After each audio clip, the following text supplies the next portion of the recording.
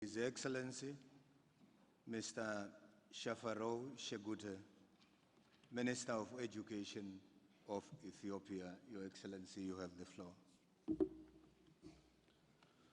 Mr. President of the General Conference, Mr. President of the Executive Board, Madam Director General, Excellencies, distinguished delegates, ladies and gentlemen.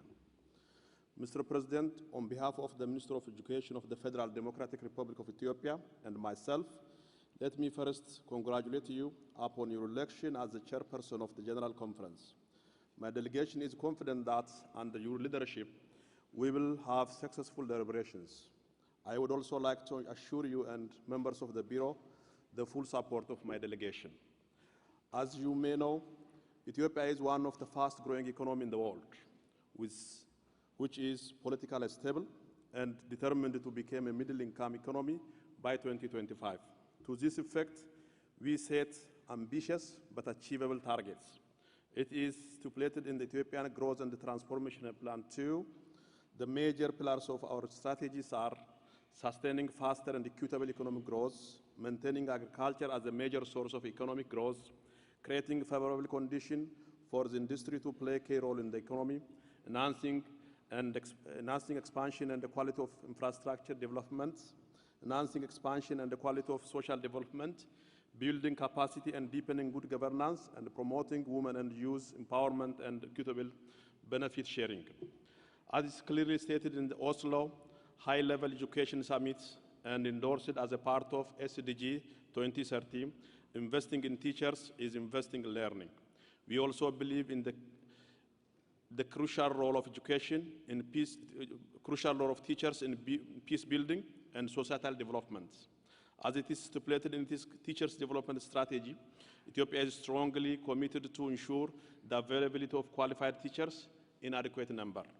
However, one can argue the investing in education and investing in teachers alone cannot make a difference without having children and young people in schools.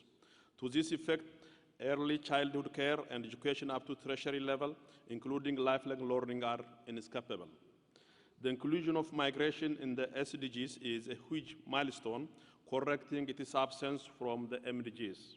Migration and human mobility are included in 4 SDGs. UNESCO's mandate to place humanity at the center of our concern should be reflected more than ever.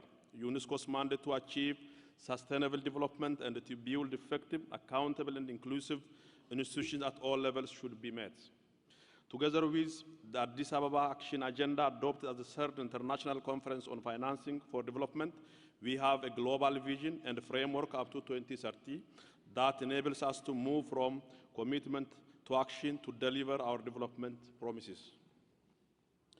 Empowering women and girls, ensuring their sexual and reproductive health and human rights is essential to an inclusive society where they are able to complete their education and pursue jobs. Many programs targeting girls have been sensitizing more people, including education and community leaders, about the benefit of girls' education, delayed marriage, family planning, and elimination of harmful traditional practices. This is a pledge and a shared repetition of our government, which has a huge public support.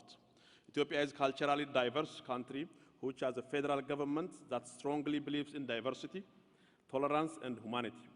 This has been witnessed when we demonstrated the World Tolerance Day with motto through our tolerance culture, we will be a model to the world. In Ethiopia, 83 indigenous languages are spoken with some 200 dialects. Due to this variety of languages and dialects, it is a rich cultural mosaic or museum of various nations and nationalities. This is why our delegation has been proactively working with World Heritage Center and the culture sector to enforce our legal framework by building capacity in the site management and all conservation issues.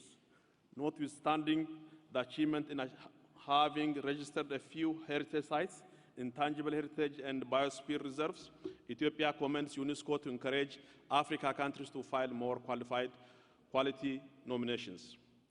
Mr. President, ladies and gentlemen, Ethiopia's contribution to global warming is almost nothing.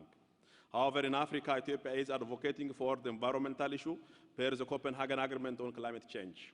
Ethiopia is implementing a climate-resilient green economy, strategies that our country on sustainable land management, prevention of land degradation, as well as desertification and deforestation, expanding the use of renewable energy and utilizing modern energy efficient technologies. Minimizing the negative consequences of climate change, such as drought and flood, is our priority, and we are very much confident that international community will seize the opportunity to reaffirm its commitment in implementing SDG 13 at the Conference of Paris COP21 meeting in a few weeks. Finally, on behalf of our government and myself, I would like to express our sincere thanks to those partners who contribute to the rapid development of Ethiopia in all its form. Thank you for your attention.